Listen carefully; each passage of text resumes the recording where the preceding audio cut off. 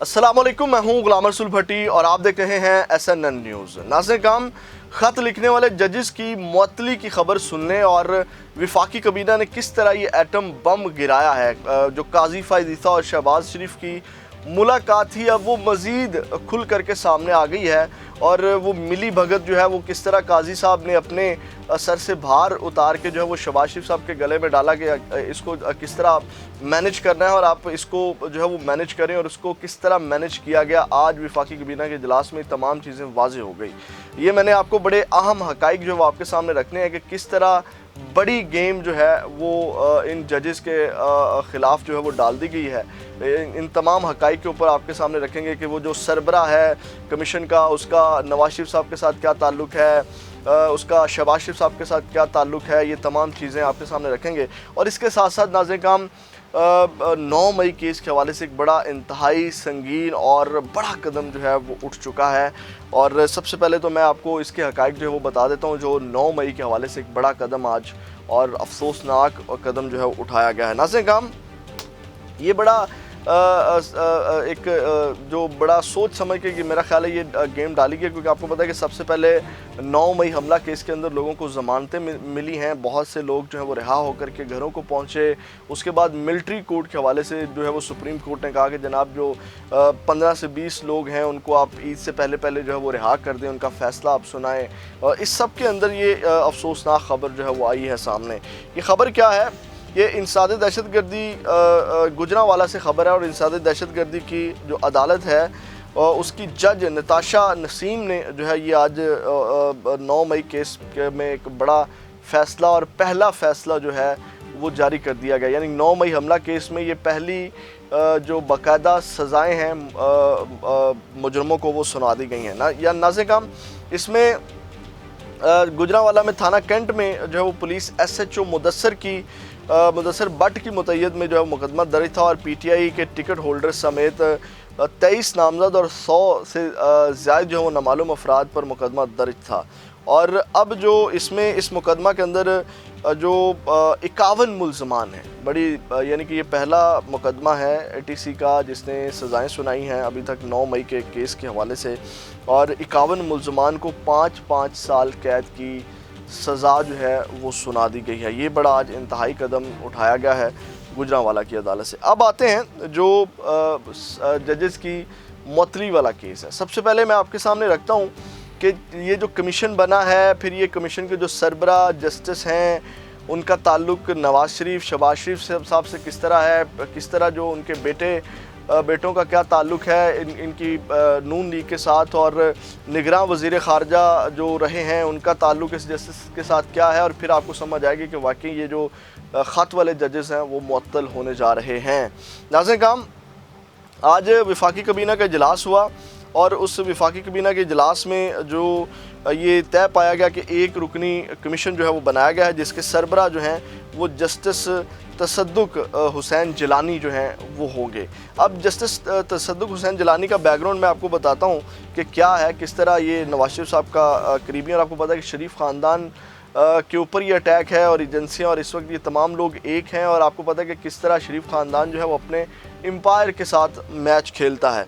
अब ये जो तसद्दुक़ हुसैन जिलानी है, ये जो निगरान वज़ीर ख़ारजा थे जलील अब्बास जिलानी, उनके ये अंकल हैं। अब आपको समझ आ रही होगी, मज़ीद चीज़ें मैं आपको बता देता हूँ। अच्छा, इसमें जब कबीना का इजलास चल रहा था, जब ये इनकी जो है वो इन्होंने इनका भी रद्द-ए-अमल आया, वो भी आपके सामने रखूँगा। तो उस वक्त जो है वो कानूनी टीम उसके जब ये मामला डिस्कस किया जा रहा था कबीना इजलास में, तो ब्यूरोक्रेसी और गैर मुतल्लिका अफराद को जो है वो इस इजलास से बाहर निकाल दिया गया था। और उसके बाद जो है वो कमीशन के तकर्रुर का इख्तियार जो है कबीना ने वज़ीर आज़म को दे दिया। यानी कि ये वज़ीर आज़म को उन्होंने दे दिया। उन्होंने कहा जी हम इत्तफ़ाक़ करेंगे, आप जो भी फ़ैसला करेंगे। तो फिर ये वज़ीर आज़म ने जो है वो नाम दिए। मैं पिछले व्लॉग में आपको बता चुका हूँ कि 5 नाम थे। नासिरुल मुल्क थे, मकबूल बाकर थे, तसद्दुक़ हुसैन जिलानी थे, जस्टिस मंजूर और जस्टिस मशीर आलम थे। तो जस्टिस तसद्दुक़ हुसैन जिलानी को जो है वो इसमें इजलास में उनको सरबरा मुकर्रर कर दिया है। अब आते हैं हक़ाइक़ की जानिब, फिर आपको समझ आएगी कि किस तरह ये जजेस जो हैं मुअत्तल होने जा रहे हैं। नाज़रीन काम, सबसे पहले तो آپ دیکھیں کہ جی مسلم لیگ نون اور پی پی کی مخلوط حکومت تھی جب، اس وقت جو ہے وہ سنگل رکنی انکوائری کمیشن کے سربراہ کے طور پر جسٹس ریٹائرڈ تصدق کا نام کا جو ہے وہ اعلان کیا گیا تھا۔ اس کے بعد جو محترمہ بینظیر بھٹو صاحبہ، انہوں نے 1994 میں جب وہ وزیر اعظم تھی تو لاہور ہائی کورٹ کا جج انہوں نے ان کو بنایا تھا، اور اس کے بعد جو افتخار چودھری صاحب تھے انہوں نے انہیں 2013 میں قائم مقام جو ہے وہ چیف الیکشن کمشنر بنایا تھا۔ تو اس کے بعد آپ کو پتا ہے کہ نواز شریف صاحب کی 2013 میں گورنمنٹ بنی جب، تو نواز شریف صاحب نے ان کو جسٹس تصدق حسین کو چیف جسٹس آف پاکستان کے عہدے پر جو ہے وہ فائز کیا۔ اور اس کے بعد آپ کو پتا ہے کہ نگراں وزیر خارجہ جو جلیل جیلانی ہیں، ان کے یہ چچا ہیں، انکل ہیں جیسے میں نے آپ کو بتایا۔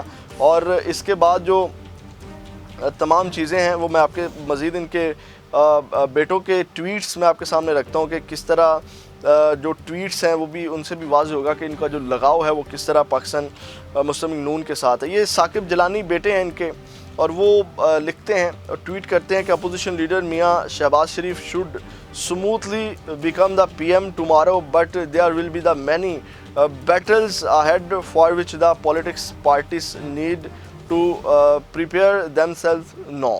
تو ناصر صاحب ایک اور ٹویٹ کرتے ہیں، کہتے ہیں جی remember General Bajwa was allegedly the one who spearheaded the 2018 project Imran Khan. He should not get an extension. The new government should immediately undo the draconian curbs on civil society and media.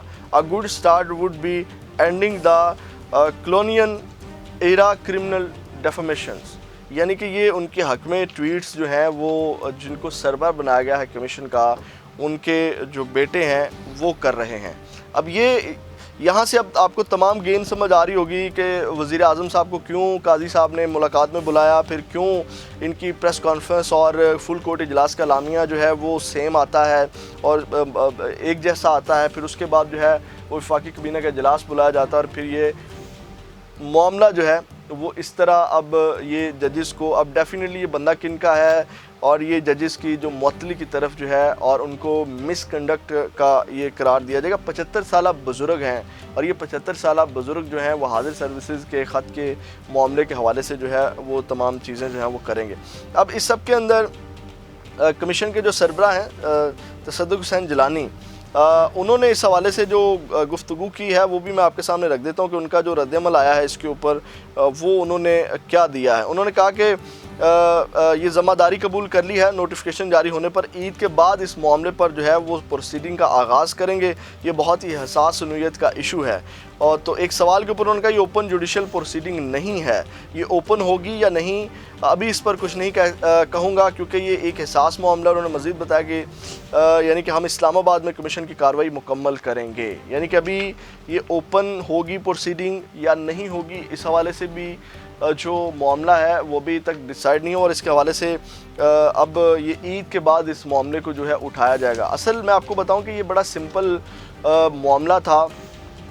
معاملہ یہ تھا کہ ججز نے یہ خط لکھا تھا چیف جسٹس قاضی فہد عیسیٰ صاحب کو کہ ہمیں جو ہے وہ یہ جو ہمیں تھریٹس کیا جا رہا ہے، جو ہمیں جو اثر انداز ہوا جا رہا ہے ہمارے فیصلوں کے اوپر، ہمیں اس حوالے سے کیا کرنا چاہیے۔ جوڈیشل انہوں نے کہا تھا جوڈیشل کنونشن بلایا جائے، ٹھیک ہے، تمام ججز کو کا ایک کنونشن بلایا جائے اور اس میں یہ ڈسکس کیا جائے کہ اس حوالے سے کیا لائحہ عمل جو ہے وہ اپنانا چاہیے۔ لیکن قاضی فہد عیسیٰ صاحب نے اس کو اور رنگ دے دیا اور فل کورٹ اجلاس بلایا، اور فل کورٹ اجلاس میں وزیر اعظم صاحب کو بلایا، اور وزیر اعظم صاحب کو بلا کر کے انہوں نے کہا کہ انہوں نے بیٹھ کے سیٹلمنٹ کی کہ معاملے کو ہم نے کس طرح چلانا ہے اور کس طرح ان ججز کو ہم نے جو ہے وہ مس کنڈکٹ کا مرتکب قرار دینا ہے، اور اس کے بعد جناب ان کو فارغ کرنا ہے۔ تو اب یہ میں نے آپ کے سامنے تمام چیزیں رکھ دی کہ کس طرح ان کا تعلق جو ہے وہ نون لیگ کے ساتھ ہے۔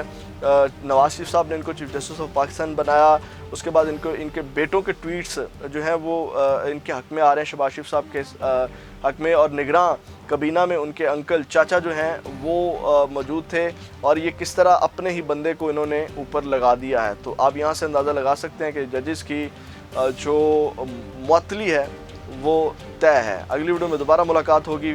جو کمنٹ سیکشن ہے وہ آپ کے لیے، وہاں اپنی جو رائے ہے اس کا اظہار ضرور کیا کریں۔ پاکستان زندہ باد۔